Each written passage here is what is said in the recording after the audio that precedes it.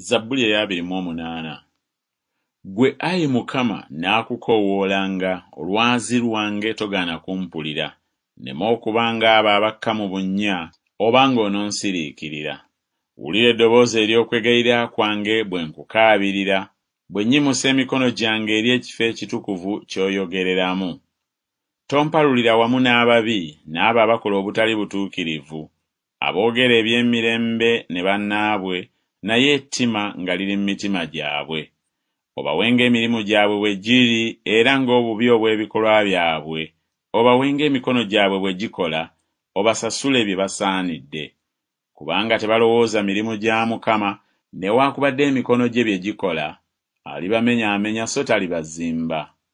Atenderezebwe Mukama, kubanga awulidde eddoboozi ery'okwegayirira kwange. Mukama ge maanyi gange era ye ngabo yange. Omutima gwange gwamwesiga ng'oyo n'embeerwa. Omutima gwange kyeguva gusanyuka ennyo, era anaamutenderezanga n'oluyimba lwange. Mukama ge maanyi gaabwe, era kye kiddukiro eky'obulokozi eri oyo gwe yasiiga amafuta.